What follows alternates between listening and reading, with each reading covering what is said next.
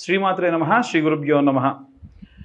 July నెలలో మేషరాశి వారికి ఎలా ఉంది అనే విషయాన్ని ఇప్పుడు మనం తెలుసుకుందాం. మేషరాశి వారికి సంబంధించి రాష్ట్రాధిపతి కుజుడు అగ్నితత్వ రాశి మరియు భూతత్వ రాశిగా ఈ యొక్క రాశిని పరిగణలోకి తీసుకుంటూ ఉంటారు. మేషరాశి వారికి సంబంధించి జూలై నెలలో గ్రహ సంచారాన్ని బట్టి చూసుకున్నట్టయితే 12వ స్థానంలో శనిగ్రహం యొక్క సంచారం ఉంది.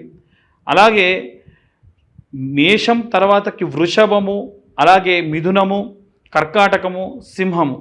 పంచమ స్థానంలో కుజగ్రహ మరియు కేతుగ్రహ కలయికతో కూడినటువంటి సంచారం ఉంది. కాబట్టి ఈ యొక్క రాశి వారికి సంబంధించి తీసుకునేటువంటి నిర్ణయాల్లో జాప్యం చేయడము, ఏదైనా అవకాశాలు కోల్పోవడం లాంటివి జరగచ్చు. ఏదైనా విద్యార్థి దశలో ఉన్నటువంటి వారికి వారు ఏదైనా మంచి అవకాశాన్ని చేజార్చుకున్నామనేటువంటి బాధతో ఉండొచ్చు. ఇంట్లో ఉన్న గృహిణులు కూడా చూసుకున్నట్టయితే వారు చేసేటువంటి పనులలో జాప్యం వల్ల ఇంట్లో ఉన్న వారికి కూడా ఏమైనా ఇబ్బందులు కలగవచ్చు. అలాగే ముఖ్యంగా ఉద్యోగస్తుల విషయానికి వస్తే మీ యొక్క అతి జాగ్రత్త వల్ల తీసుకోవాల్సినటువంటి నిర్ణయాలు సమయానికి తీసుకోకపోవడం వలన మీరు అంత అద్భుతంగా పనిచేసినా దానికి రావాల్సినటువంటి అప్రిషియేషన్స్ రాకుండా ఉండేటువంటి అవకాశం ఉంది. అలాగే ఎవరైతే వ్యాపారస్తులు ఉంటారో మీ యొక్క వ్యాపారానికి సంబంధించి ఎరుపు రంగుకు సంబంధించినటువంటివి ఏమున్నా తీసేయడం మంచిది. ఎందుకంటే ఎరుపు వర్ణము ఇప్పుడున్నటువంటి కాలానికి అంత శ్రేయస్కరం కాదు. ఇది ఈ యొక్క వ్యాపారస్తులకే కాకుండా ఉద్యోగస్తులు కానివ్వండి, లేదా ఇంట్లో ఉన్న గృహిణులు కానివ్వండి, విద్యార్థులు కానివ్వండి, ఎంత తక్కువ వీలైతే అంత తక్కువ ఈ యొక్క ఎరుపు వర్ణాన్ని మీ పనులకు వాడడం అంత మంచిది. ఏదైనా మంగళకరమైనటువంటి పనులకు తప్ప ఎట్టి పరిస్థితుల్లో, అంటే మనం సాధారణంగా ఎరుపును ఎక్కడ వాడతామంటే అమ్మవారికి సమర్పించడంలో, లేదా మన వ్యాపార స్థలానికి సంబంధించి దిష్టి తీయాలి అంటే కూడా వాడతాం. కాబట్టి ప్రతి శుక్రవారం కూడా ఒక ప్లేట్లో ఈ వ్యాపారస్తులు కాస్త సున్నము, అలాగే పసుపు, నీళ్లు కలుపుకొని ముద్దకర్పూరం వేసుకొని కుడివైపు 3 సార్లు, ఎడంవైపు ఒకసారి తిప్పి ఆ కర్పూరంతో సహా ఆ యొక్క ఎరుపు నీటిని, దాని శ్వాస అంటారు. అంటే చూడడానికి ఏ పక్షి చూసినా, ఏదైనా సరే నోరు లేని జీవి చూసినా ఇక్కడ ఏదో బలి జరిగింది అనేటువంటిది అనుకుంటారు. మనకున్నటువంటి చుట్టూ ఉన్న ప్రతి భూతము కూడా, భూతము అనంటే భూత ప్రేతాలు కాదండి, భూతము అనంటే ఈ యొక్క బ్రహ్మము అని అర్థం. చుట్టూ ఉన్నటువంటి భూతదయ ఉండాలి అంటారు కదా, భూతదయ అంటే నోరులేని జీవి కూడా ఒక భూతదయలో భాగమే. కాబట్టి అవన్నీ చూసి మన దగ్గర ఏదన్నా సరే బలి జరిగింది అనుకొని నరదృష్టి, నరఘోష లాంటివి వ్యాపారస్తులకు జరగదు.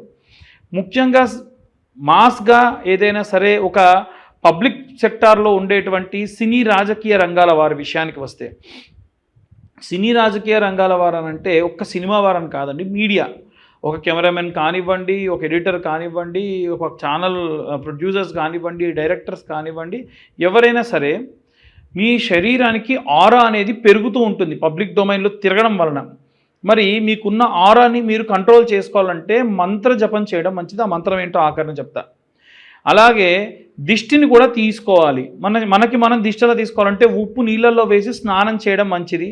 నల్ల ఆవాలు నీళ్ళలో వేసి స్నానం చేయడం మంచిది.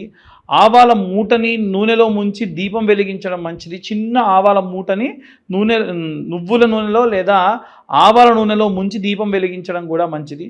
ఇవన్నీ కూడా ఈ యొక్క పబ్లిక్ సెక్టార్లో ఉన్నటువంటి సినీ రాజకీయ రంగాల వారికి వర్తిస్తుంది.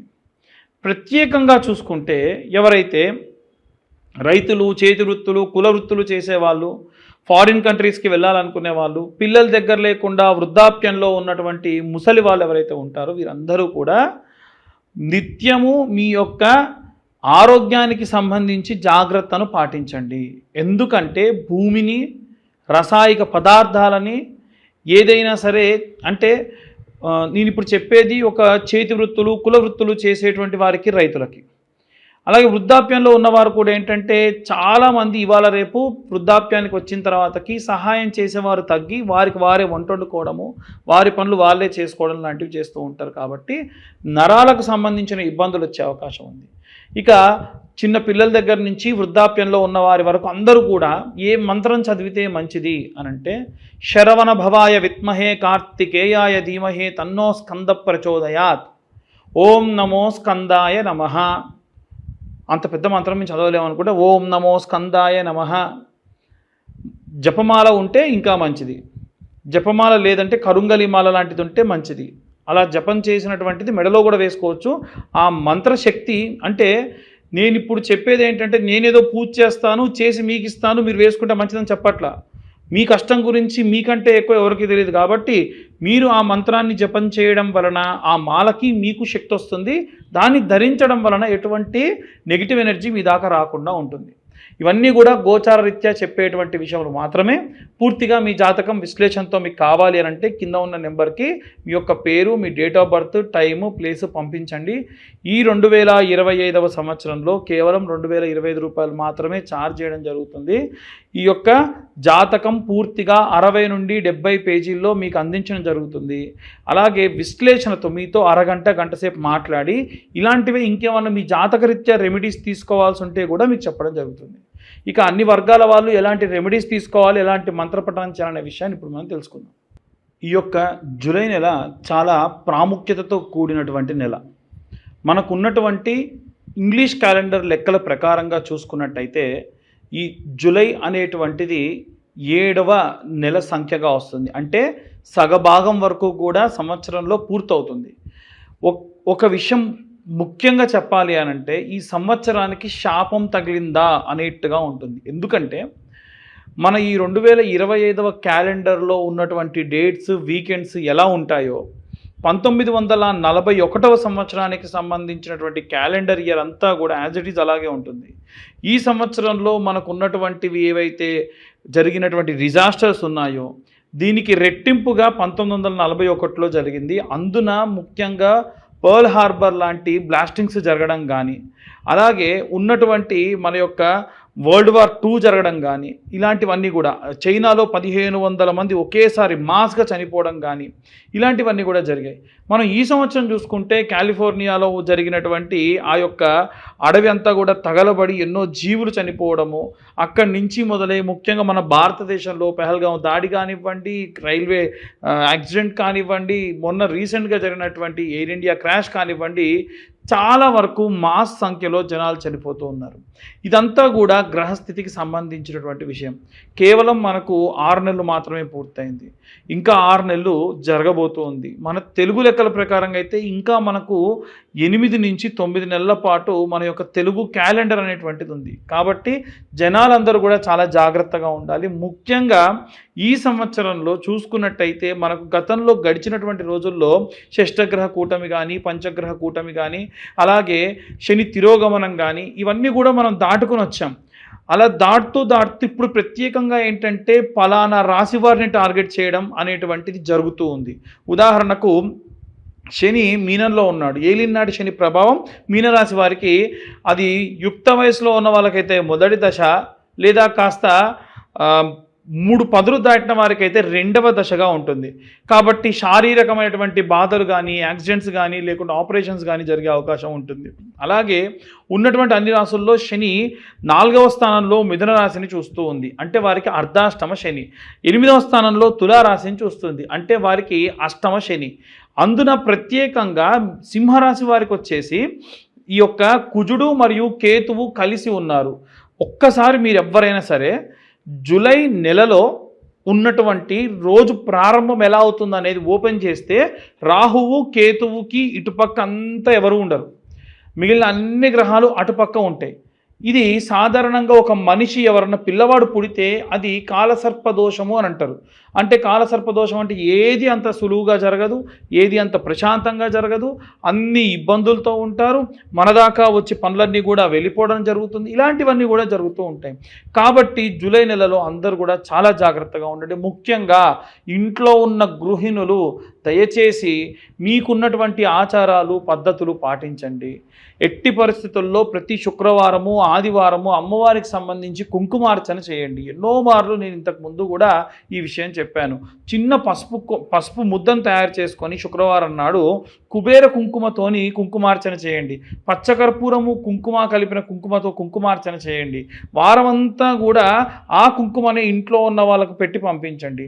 తులసి కోటలో పూజ చేసినప్పుడు ఆ తులసమ్మ దగ్గర ఉన్న మట్టి కొంచెం తీసి బాగా వస్త్రకాగితం అంటారు మెత్తగా చేసి అది కుంకుమలో కలుపుకోండి, పచ్చకర్పూరం కలుపుకోండి. దానివల్ల పురుగు పట్టదు.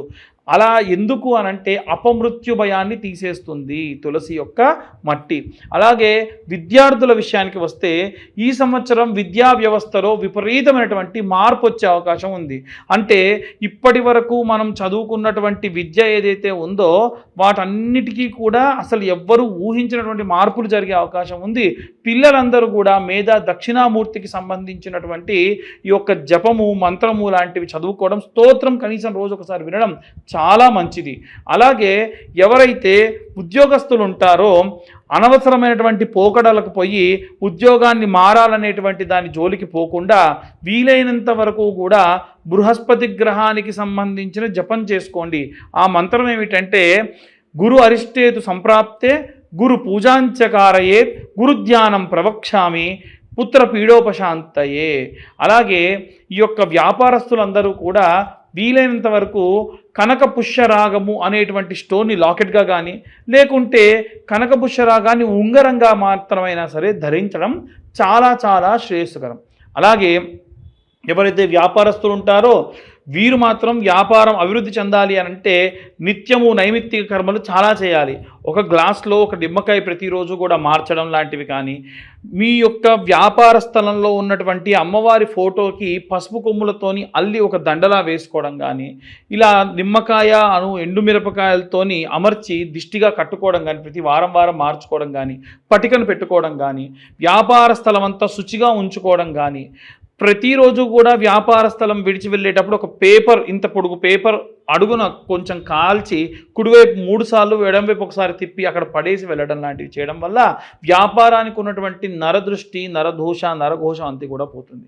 అలాగే ఈ యొక్క అన్ని వర్గాల వారు, ముఖ్యంగా సినీ రాజకీయ రంగాల వారు పబ్లిక్ డొమైన్లో ఉంటారు కాబట్టి వీలైనంత వరకు కూడా నరదృష్టి లేకుండా ఉండాలి అంటే కరుంగలి మాల లాంటివి ధరించడం మంచిది.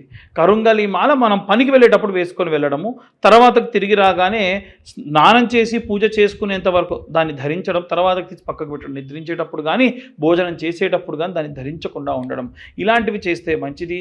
రైతులు, చేతి వృత్తులు, కుల వృత్తులు చేసేవారు కూడా ఈ కరుంగలి మాలను ధరించవచ్చు.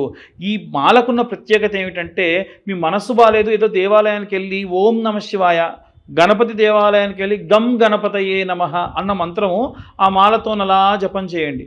ఈ మాల జపం చేసేటప్పుడు ఏదైనా వస్త్రం చేతి కప్పుకొని చేయండి. ఈ మంత్రం చెప్పినటువంటి జపమాల మెడలో ధరించడానికి బాగుంటుంది, ధరించవచ్చు. వేరే ఏ మాల అలా ధరించడానికి కుదరదు. ఈ కరుంగలి మాల కావాలి అని ఉంటే కింద ఉన్న నెంబర్ కాంటాక్ట్ చేయండి. మీరు ప్రత్యేకంగా ఈ యొక్క మాలని మా యొక్క నెంబర్కి కాల్ చేస్తే, ఇంకోటి ఏంటంటే మీ గోత్రం పేర్లు పంపిస్తే మేము ఆ యొక్క పూజాధిక్రతువు చేసి మీకు ఆ మాలను మీ దాకా కొరియర్ చేయడం కూడా జరుగుతుంది. అలాగే ఎవరైనా సరే ఇంటి నిర్మాణానికి సంబంధించి కూడా అనవసరమైనటువంటి ధనాన్ని వెచ్చిస్తూ ఉన్నారు కాబట్టి వీలైనంత వరకు కూడా ఈ యొక్క ఇంటి నిర్మాణం చేసేటప్పుడు, అలాగే ఇల్లు ఏమన్నా వాస్తురీత్యా బాగాలేదని మార్చేటప్పుడు అనవసరమైన ఖర్చు చేయకుండా ఇల్లు వాస్తురీత్యా బాగాలేకపోతే మర్చ యంత్రం అనేటువంటిది పెట్టుకోవచ్చు. ఇక అన్ని వర్గాల వారికి సంబంధించి ఒకే ఒక్క మంత్రం, ఓం క్లీం కృష్ణాయ వాసుదేవాయ హరయే పరమాత్మనే ప్రణతక్లేశనాశాయ గోవిందాయ నమో నమః. ఇంతకు మునుపు మనం ఏ రాశి వారికి ఆ రాశి వారికి ఒక్కొక్కరుగా కూడా మనం మంత్రం చెప్పుకున్నాము. ఇప్పుడు ఈ నెలలో అందరూ కూడా ఈ మంత్రాన్ని జపం చేయడం కానీ పఠనం చేయడం కానీ విపరీతమైనటువంటి శక్తినిస్తుంది. ఈ 2025 సంవత్సరం మాస్గా ఇంకా చాలా జరిగేటువంటి అవకాశాలు ఉన్నాయి. పెట్రోల్ ట్యాంకర్స్ లాంటివి బ్లాస్ట్ అవ్వచ్చు. పిల్లలకు, ముఖ్యంగా చిన్న పిల్లలకి ఎవరికైనా సరే మాస్గా మెడిసిన్ పడక ఫుడ్ పడక చనిపోయే అవకాశాలు ఉంటాయి. కాబట్టి ఎటువంటి నెగ్లిజెన్సీతో ఉండకండి. దయచేసి 7-8 నెలల పాటు జాగ్రత్తగా ఉండండి. తర్వాత వచ్చే కాలం ఎంతో శుభదాయకంగా ఉంటుంది. సర్వే జనా సుఖినో భవంతు. స్వస్తి.